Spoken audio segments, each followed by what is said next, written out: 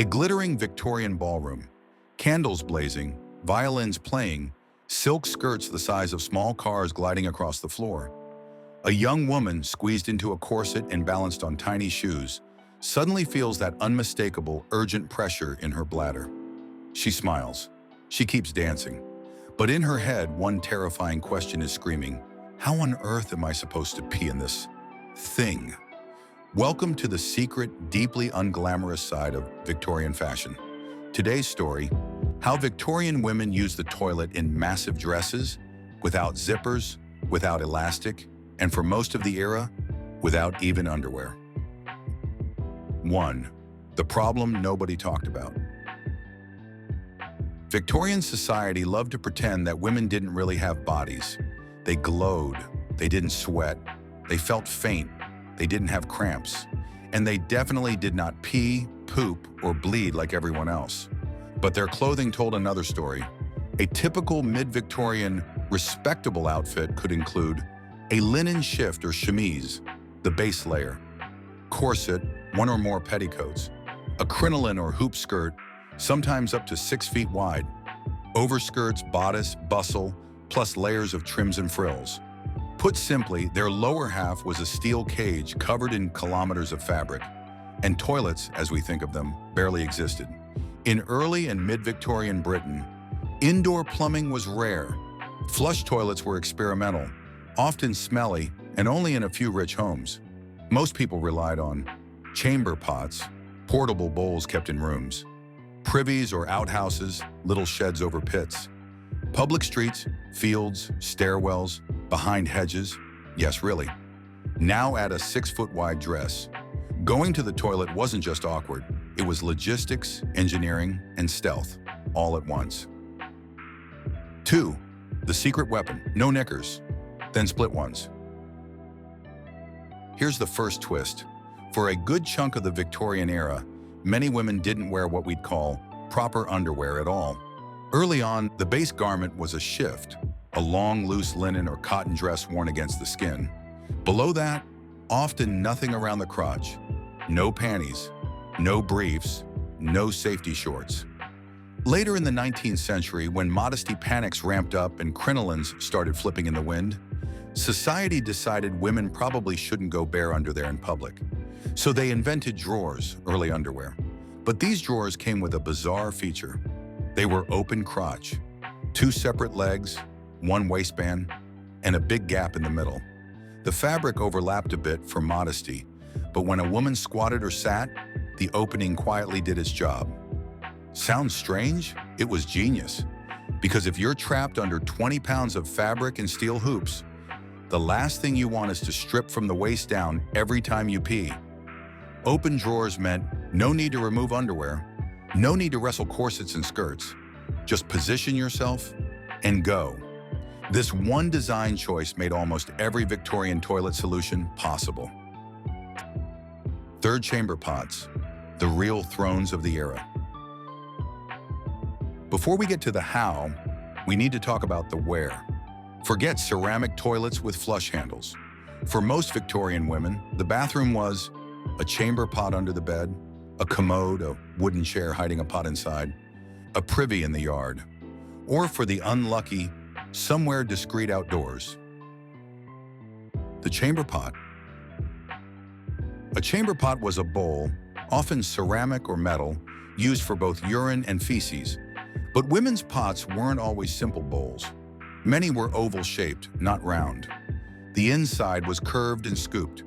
The shape was designed to fit between the thighs and under heavy skirts, allowing a woman to sit or hover without splashing her clothes. In wealthy homes, pots were hidden inside ornate furniture. A chair might actually be a disguised toilet. Servants emptied the pots multiple times a day. In poorer homes, the pot might be the only toilet for the entire family. Everyone used it, often in the same room. Privacy, almost none. Modesty stopped at the bedroom door. And what happened to the contents? Often out the window, onto the street. If you heard someone yell a warning in French, "Gardez l'eau," or "Watch out for the water," you moved fast. 4. So, how did she actually pee in that dress? Let's zoom in on the exact mechanics. Imagine you're a mid-Victorian woman wearing a shift, an open crotch drawers, a corset, petticoats, a steel-hooped crinoline, a giant silk dress on top. Now nature calls. Scenario 1, at home using a chamber pot. Step by step, here's what usually happens. You position the pot. Either it's already sitting in a commode chair, or you or a maid place it on the floor. You manage the skirt. You lift the back of your skirts and crinoline, or press the crinoline up against your back so you can sit down. The beauty of the crinoline frame is that it creates a hollow space beneath your dress. Once lifted or adjusted, there's room underneath for both you and the pot. The open drawers do their job. You sit on the chair or edge of the bed over the pot. Because your drawers are split, nothing covers the crotch area. You can urinate straight into the pot without undressing. You wipe, if you're lucky. Depending on wealth and availability, wiping materials could include old cloth rags, washed and reused, newspaper or scrap paper, leaves, straw, even corn cobs in rural settings. Soft, dedicated cloths were a luxury. The evidence disappears. A maid or family member empties the pot later, into a larger waste pit, privy, or right into the street or sewer channel. From the outside, if she did it calmly and with practice, someone might just think she'd sat down for a moment to rest her feet. Scenario 2. At a fancy ball or social event. Now for the high-stress version. Victorian balls sometimes lasted for hours, with endless courses of food and drink and zero modern restrooms. Women were laced tight, sweating under gas lights, and dancing in dresses the size of small planets. So what did they do? Many high society venues had retiring rooms or ladies' rooms, not flush toilets, but multiple chamber pots, commode chairs, basins for washing, attendants or maids on standby. The routine could go like this. The lady excuses herself from the dance floor with a graceful, "I'll just step into the retiring room for a moment." Inside, maids act like a pit crew. One maid lifts and holds the outer skirts and crinoline. Another positions the chamber pot between the woman's feet, under the dress. The woman lowers herself slightly. Not a full squat, impossible in a corset. More like a controlled sit or hover over the pot. She relieves herself. The open drawers allow everything to fall directly into the pot. Done right, there is no visible movement from outside the skirt. A maid wipes or hands her cloth. The pot disappears. Maids swap the used pot for a clean one and handle the dirty work elsewhere. She smooths her dress, dabs her face, and within minutes, she's back under the chandeliers.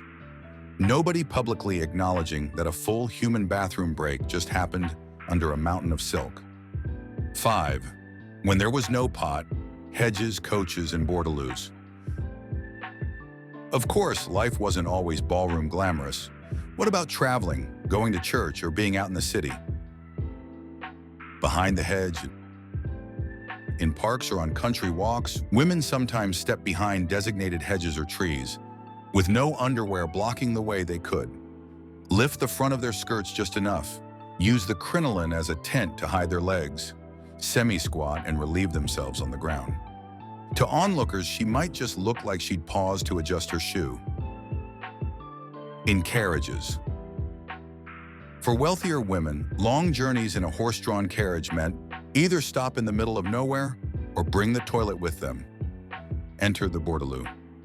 This was a small, boat-shaped, portable chamber pot designed especially for women, oblong or oval, with a raised lip at one end and handle at the other, shaped to fit comfortably against the body.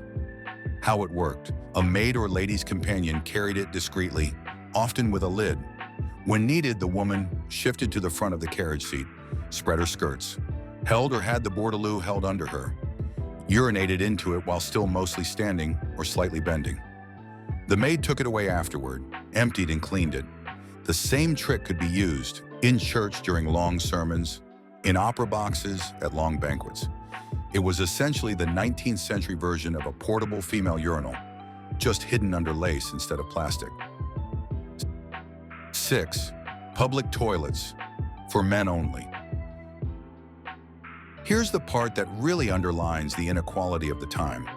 As cities like London modernized, public urinals and conveniences for men appeared first. They could quickly step in, relieve themselves, and walk away. For women, public toilets were rare, controversial, or completely absent for decades. Many Victorians thought that if a respectable woman needed a public toilet, it meant she was wandering the streets like a prostitute. Result, many women lived on what historians call a urinary leash, only traveling as far from home as their bladders allowed.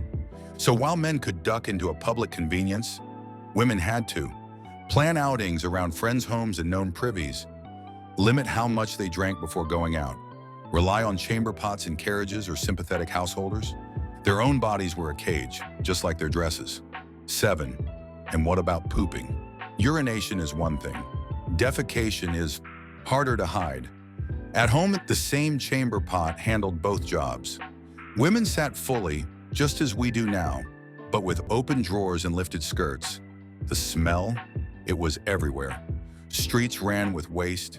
Houses stored human waste until it could be carted off. Talc, perfumes, and incense covered stink, not removed it. At events, if she could not wait until she got home, a woman might use a commode in a retiring room, use an outhouse or privy if the venue had one. But realistically, many tried hard to time bowel movements for home. There are accounts of people being forced to use stairwells, corners, or makeshift spots in crowded buildings when things became desperate. Respectability and reality were constantly wrestling. 8. Wiping, hygiene, and the nightmare of cleanliness. Let's put it bluntly, wiping in the Victorian era was often rough, literally. Toilet paper, as soft white rolls, only became common in the late 1800s and early 1900s. Before that, people used dried corn cobs rotated like a rough brush, sea sponges on sticks dipped into communal vinegar or saltwater buckets between uses, leaves, straw, moss, or rags, old newspapers, catalogs, and scrap paper. Wealthier women might have access to soft linen cloths that were washed and reused. Poorer women used whatever was free and available, often not very hygienic. Now combine this with rarely washed outer gowns, hot, crowded urban air, chamber pots emptied into streets. Victorian splendor? It smelled a lot less glamorous up close. 9. Menstruation under a steel cage. If going to the toilet was complicated, menstruation was a full-time survival mission. Remember, no disposable pads, no tampons, no painkillers as we know them, and absolutely no open discussion. Victorian women had fewer periods overall due to hard physical labor, poor nutrition, more frequent pregnancies and breastfeeding, earlier menopause in many cases. But when they did bleed, they had to improvise. The tea bandage and cloth systems. One common solution was something like a tea bandage or belt and pad, a cloth belt or tie around the waist, a strip of cloth running between the legs front to back, absorbent material, scrap cloth, flannel, wool, moss, even grass packed into it. These pads were washed, dried, reused month after month. On heavy days, a woman might need to change 12 to 20 times in a day. That means sneaking away often, handling soaked cloths without anyone knowing, managing everything under crinolines and corsets in silence.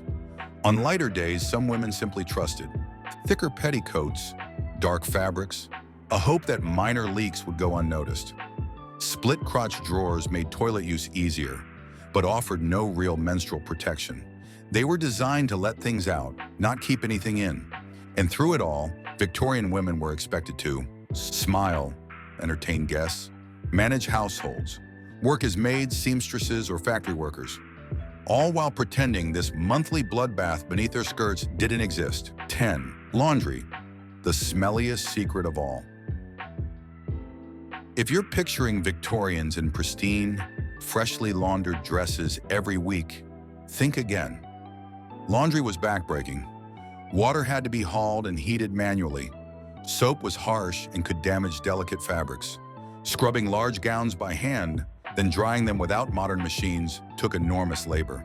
So fine dresses were washed rarely, sometimes only once or twice a year. Day-to-day cleanliness relied on washable underlayers, shifts, chemises, petticoats, which absorbed sweat and grime, talcum powder sprinkled on dresses to cover smells, cedar chests and trunks to protect stored garments from insects, not from odor. Underlayers, those same ones involved in peeing and periods, took the brunt of it. They got scrubbed in boiling water, were beaten, wrung out, and dried, wore out faster, and had to be mended constantly. So beneath every floating, graceful gown was hard labor, soaked cloths, rags, stains, and continuous washing. Victorian beauty was not low maintenance, it was powered by sweat, mostly women's sweat. 11. Grace under pressure, the real achievement. When people romanticize the 19th century, they usually talk about ballrooms, courtship, handwritten letters, beautiful dresses. They almost never talk about corn cobs and sea sponges, bordelais hidden under brocade, chamber pots under chairs, maids calmly catching pee under 6 feet of silk. And yet, this is where the real story lies. Victorian women navigated cities designed around men's bodies and men's needs, were expected to be modest while society gave them nowhere decent to relieve themselves, wore clothing that turned a fast bathroom break into a calculated maneuver. So how did Victorian women use the toilet in massive dresses? They did it with clever clothing engineering like split-crotch drawers, specially designed chamber pots and portable urinals, maids and attendants acting like a backstage crew, painful levels of self-control and planning, and a social code that demanded total silence about the whole process. The next time you zip down modern pants, walk into a clean restroom with a lock on the door, tear off a piece of soft toilet paper, and flush everything away with the press of a handle. Remember, a Victorian woman in a 6-foot hoop skirt would have called that pure science fiction, and she probably would have traded every bit of lace and silk she owned for exactly what you have right now.